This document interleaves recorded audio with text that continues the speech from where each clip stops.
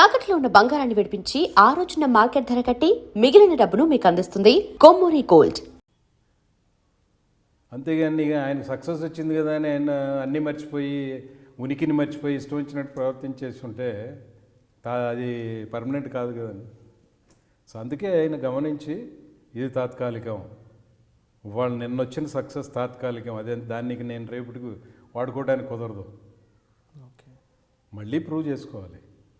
Okay. So నిరంతరం నట జీవితం ప్రారంభించే రోజు అలాగే అనుకున్నారా అండి? నేను ఏది అనుకోనండి. ఇప్పుడు ఇక్కడ కూర్చొని మాట్లాడుతున్నానంటే నేనేం అనుకుని రాలేదు, దేవుడిచ్చిన వరం అది. ఓకే. అంటే ఉండదు ఉన్నట్టుగా ఆ టైంలో ఏం చెప్తే అది చేయటం. ఇప్పుడు దీనికి మీకు సింపుల్ ఎగ్జాంపుల్ ఒకటి ఇస్తాను. మిర్చి సినిమా చేసేటప్పుడు ఆ అమ్మాయిని తీసుకెళ్ళి కాలేజీలో అడ్మిట్ చేయడానికి తీసుకెళ్తాను. ముందేమో చదువుకోవద్దని చెప్తా, తర్వాత నేనే హీరో నన్ను మార్చిన తర్వాత హీరోని రమ్మని చెప్పి కారు వేసుకెళ్ళి ఆ అమ్మాయి ఇంటికి వెళ్ళి పని మనిషి ఇంటికి వెళ్ళి ఆ అమ్మాయి అంటలు తోముతానంటే ఒక లుక్ ఇస్తాను. ఆ తర్వాత రమ్మంటాను, తీసుకెళ్తాను, అడ్మిషన్ ఇవ్వమంటాను, అయిపోయింది. బయటకు వచ్చిన తర్వాత బయటకు వచ్చిన తర్వాత ఒక సీన్ ఉంది, ఒక తీశారు. అది డైరెక్టర్ కొరటాల శివ గారు ఏం చెప్పారంటే, నాయనుడి గారు మీరు మనిషి మారారు కానీ అదే ఆప్యాయతలు, తర్వాత కృతజ్ఞతాభావం ఇవేం మీకు తెలియదు.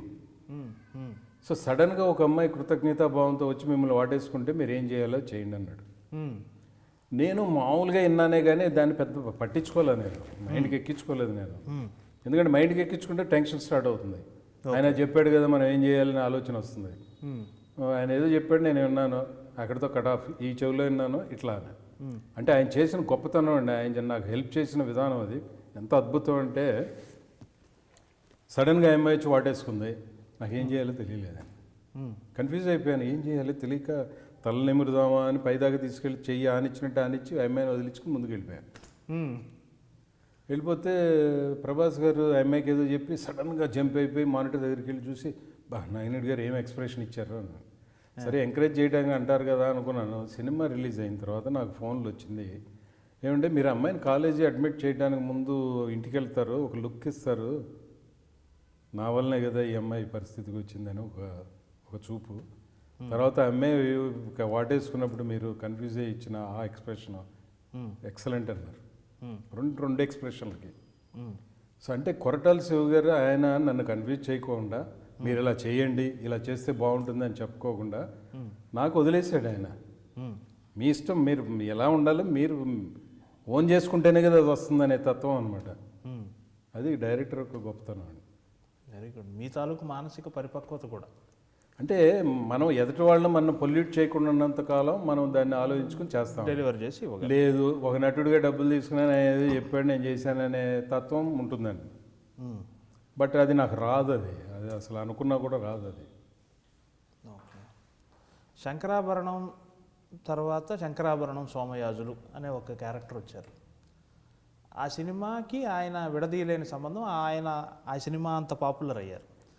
దాదాపు 20 ఏళ్ల తర్వాత 19 ఏళ్ల తర్వాత మళ్ళీ మర్యాద రామన్న ద్వారానే అట్లాంటి ఇది జరిగింది. మర్యాద రామన్న ప్రతి పాత్రలను మీరు పరకాయ ప్రవేశం చేస్తారు. మర్యాద రామన్నలో మీ పాత్ర స్వభావం గురించి, వ్యక్తిగతంగా మీ స్వభావం దాని మీద రిఫ్లెక్ట్ అయిన విధం గురించి అది కొంచెం చెప్పండి సార్. అంటే ఒక క్యారెక్టర్ నటుడు మీరు మాట్లాడుతున్నారు అంటే ఆ పాత్ర గురించి అడగకుండా, ఆ పాత్ర గురించి మీరు చెప్పకుండా ఈ ఇంటర్వ్యూ అసంపూర్ణం. అదే అండి. ఇప్పుడు ఒక క్యారెక్టర్ ఆర్టిస్ట్ అనుకుందామండి. నాకు ఊహ తెలిసిన తర్వాత ఫస్ట్ గుండమ్మ కథ అండి, సూర్యకాంతం. బట్ చుట్టూతో ఎవరున్నారు? ఎన్టీ రామారావు గారు, నాగేశ్వరరావు గారు, ఎస్వి రంగారావు గారు, రాజనాల, రమణారెడ్డి, తర్వాత ఎల్విజి లక్ష్మి, తర్వాత హరినాథ్, జమున, సావిత్రి, మహామహులు, ఇంతమంది ఉండగా ఒక గుండమ్మ కథ అని సూర్యకాంతం మీద టైటిల్ పెట్టి సక్సెస్ అయిందండి. ఓకేనండి. ఆ తర్వాత అంటే హీరో హీరోయిన్ పేర్ల మీద ఎన్నో సక్సెస్లు ఉన్నాయి, కానీ ఒక క్యారెక్టర్ ఆర్టిస్ట్ని బేస్ చేసుకుని చేసిన తర్వాత అది సక్సెస్ అయిందండి. తర్వాత నెక్స్ట్ మీరు చెప్పినట్టు శంకరాభరణం, ఆ తర్వాత మర్యాద రామన్న అండి. మర్యాద రామన్న నేనే కాకుండా దాంట్లో హీరో కూడా ఇన్వాల్వ్మెంట్ ఉందండి. మర్యాద రామన్న అనేది నేను ఒక్కడనే కాదండి. అంటే హీరో ఆ ఇంటిలో ఉండే సమస్యని పాట ద్వారా ఒక సలహా ఇచ్చి నేను ఒప్పుకునేటట్టుగా చేస్తాడండి. అంటే ఈ నా కుటుంబ మర్యాద కాపాడినట్టే కదండి.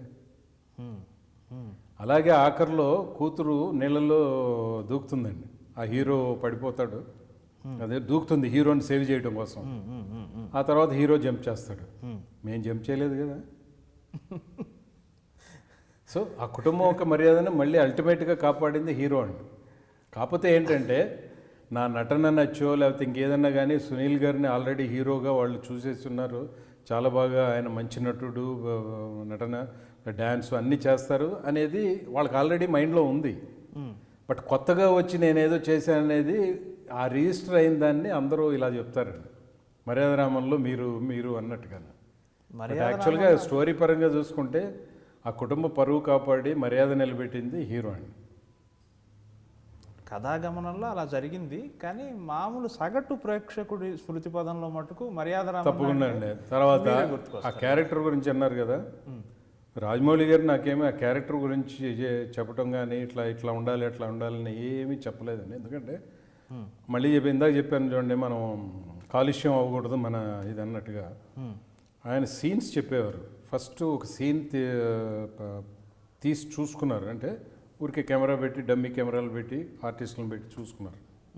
అంటే నేను చేయగలుగుతానో లేదో, లేకపోతే ఆయనకి అవగాహన రావడానికో, లేకపోతే ఆర్టిస్టులందరినీ ఒక, ఎందుకంటే ఆ కుటుంబంలో జరిగేది కాబట్టి అందరూ కలిసిమెలిసి పనిచేయాలి కదండి, ఏదన్నా కానీ చేశారు, మరి ప్రాక్టీస్ చేయించారు.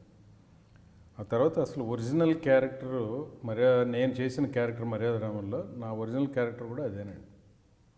అదే మీరు ఇంత మర్యాద ఇస్తే ఇంత ఇస్తా, మీరు ఇంత తేడా చేస్తే నా తేడా ఇంత ఉంటుందండి. ఆ అగ్రెసివ్నెస్ గురించే అది ఆటోమేటిక్గా వచ్చేసిందండి. ఓకే, అంటే మీ వ్యక్తిగత జీవితంలో ఉన్న అగ్రెసివ్నెస్ రాజమౌళి గారు గుర్తించి ఆ క్యారెక్టర్ ద్వారా చేసిన. ఇంకొకటి గుండమ్మ కథ ప్రస్తావన మీరే అన్నారు కాబట్టి, రామారావు గారికి, సావిత్రి గారికి, సూర్యకాంతమ్మ గారికి వాళ్ళందరికీ ఒక రకమైన ఒక ఒట్రుమై, తమిళంలో ఒట్రుమై అంటారు, ఒక కోఆర్డినేషన్, కలిసిమెలిసి పనిచేయడం.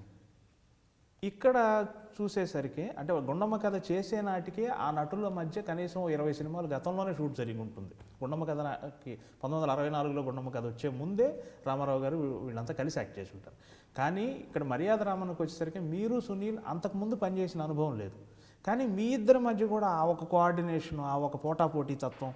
ఇప్పుడు మీరు డల్ అయినా ఆ క్యారెక్టర్ ఎలివేట్ అవ్వదు, ఆ క్యారెక్టర్ డల్ అయినా మీరు ఎలివేట్ అవ్వరు. ఒక రకమైన పోటాపోటీగా నటన జరిగింది కదా, అది ఎలా సునీల్ గారితో, అది కొంచెం వివరించండి సార్. అంటే సునీల్ గారు ఆ సినిమాకి చేసే విధానం కానీ అన్నీ ఆయన ముందుగానే ప్రిపేర్డ్ అండి. ఓకే, అంటే రాజమౌళి గారు సినిమా చేస్తున్నాం మనం కాబట్టి ఇప్పుడు వరకు 135-138 సినిమాలు చేశానండి నేను. అంత కామెడీ ఎరగదీసి, అంటే ఎంత రెచ్చిపోతే అంత ఇంకా రెచ్చగొట్టేవారు నన్ను. కానీ ప్రప్రతంగా నేను అసలు అంటే నటన అంటే ఏంటి, మామూలుగా చేయాలంటే ఏంటి అనేది ఇక్కడ తెలుస్తుంది నాకు. అదొక గొప్ప అనుభూతి అనేది ఆయన మనసులో రావడమే కాకుండా నాతో అన్నారు. ఓకే, ఎప్పుడైతే ఆయనలో ఆ స్వీకరించారో దాన్ని, ఇక ఆటోమేటిక్గా ఆయన లీనమైపోయారు ఆ పాత్రలో. ఓకే, ఇద్దరు ఒకరికొకరు సరెండర్ అయిపోయారు, పాత్రలో లీనమైపోయి అద్భుతంగా చేశారండి. And for more videos, please subscribe to iDream. Please subscribe to iDream. Please subscribe iDream. And please subscribe to iDream. For more videos, subscribe to iDream. please like, share and subscribe to the channel. Congratulations, iDream. Subscribe to iDream.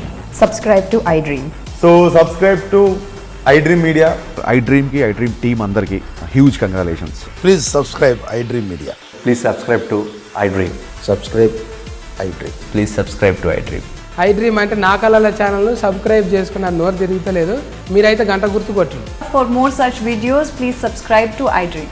Subscribe to iDream. Please subscribe to iDream. Please subscribe iDream Media. Please do subscribe to iDream. Please subscribe to iDream Media. For best entertainment and information, please subscribe iDream. And don't forget to subscribe to iDream.